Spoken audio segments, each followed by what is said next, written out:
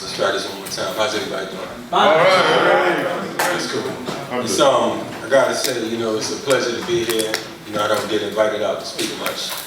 You know, when I do, it's usually by someone that is people not concerned with how the rest of society feels about their decisions, more or less.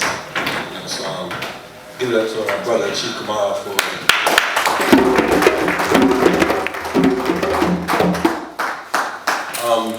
You know, I got to say that today is a trying day for me because of the fact that. Speak. Can y'all hear me? Yes, sir. All right, this don't work. I'm gonna do it without a mic. But you know, in the last couple of weeks, I lost 3 people that I love. I lost. We lost our good brother Lord Revere, real soldier. Yeah. I'm saying good brother.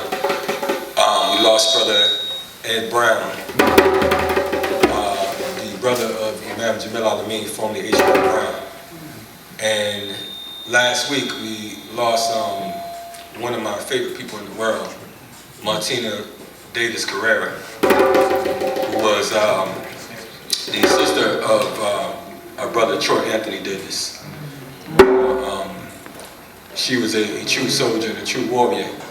Her politics may not have been those of the so-called African, Pan-African Black nationalist community, but she was about justice. You know what I mean? So, you know, it's all the same thing because we're all a victim of American politics, whether we like it or not, whether we acknowledge it or not. I want to say today, I didn't prepare any speech or anything like that because I didn't deem it necessary. I thought that I might speak from my heart. That's right. And willfully you all will feel what I'm saying. I want to say that the days of fashionable militancy and empty rhetoric are dead. It's over. Right. It's all the way over. We don't have the luxury of just looking the part anymore. We don't have the luxury of just the slick slogans and sound bites anymore. That's played out. Yeah. Things are too crucial right now. You know, many of us, you know, we often speak about, you know, our problem with racism. You know, and the #1 problem we feel is the white man. And indeed, you know, that's what our question. White folks have done what they've done, and they're gonna do what they do because they white. What's up? What's up? You know, but our problem goes beyond just racism. Yes, sir. Our problem goes beyond just black and white.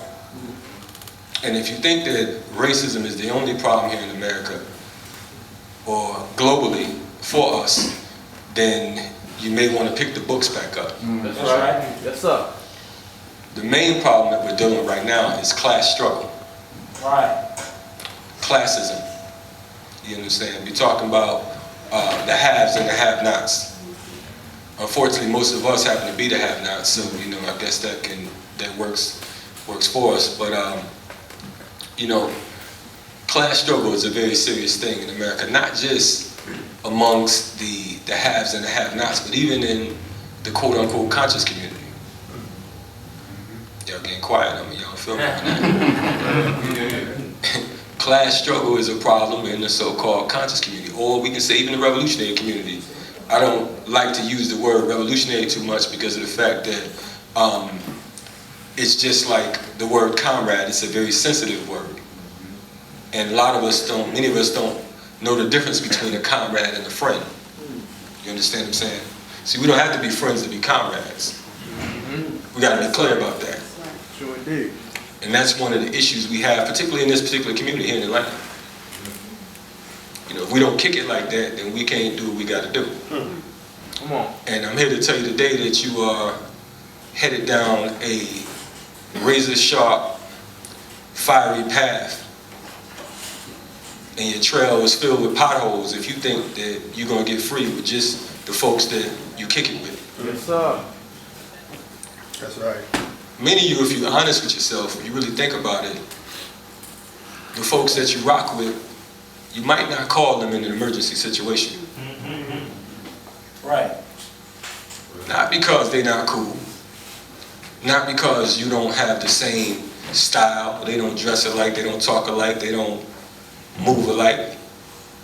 But you know, and you can feel in your gut, and you know in the bottom of your heart, that it's going to take certain types of people to get us where we need to be. Now, indeed, we are dealing with a community, so there's all types of people. You know, I'm a realist. I don't deal with absolutes. I'm not fooled into thinking that everybody that's for the same thing is against the same thing. That's right. And I won't be fooled to think that everybody that's against the same thing is for the same thing. Sir. Okay?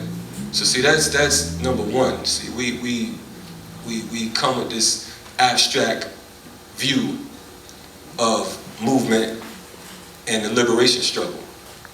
And we trick ourselves into believing that because a cat talks revolution, that they're a revolutionary. Come on. Say that. Come on. Come on. Yes, sir. We trick ourselves into believing that because of the fact that a person writes revolutionary sayings or kicks revolutionary poems or revolutionary raps, that they're really about revolution. Yes, sir.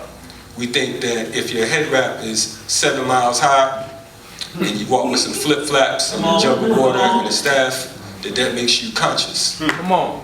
We all are conscious. Conscious of what? Conscious to what? Many of us don't even know our enemies. We don't even know why we fighting. What it is we're fighting for. That's a serious thing. I mean, some of you looking at me like, oh man, That's the right way, brother. Look, man, the truth is the truth no matter who spits it out.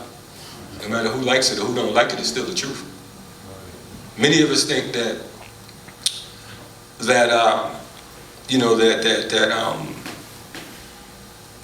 we gonna get free just by chanting and rapping and singing, and that's cool. I mean, if you think that, who am I to tell you how to think? That's right. I'm not the type of person to get mad at how a person thinks because of the fact there's nothing I can do about it. You understand what I'm saying? What can I do? Beat you up? If you think the way you think, that's your mind. You know, but I'm asking our brothers and sisters today, starting today, because today is a very important day. Today is what we call NRD, National Revolutionary Day. And we call it that because it's the commemoration of the assassination of Chairman Fred Hampton and Defense Captain Mark Clark up in Chicago, Illinois. Two of our heroes, two warriors who died at young ages, younger than most of us in this room. That's right. But they were warriors and they gave their life to struggle, right? How many of you are down to give your life to this movement?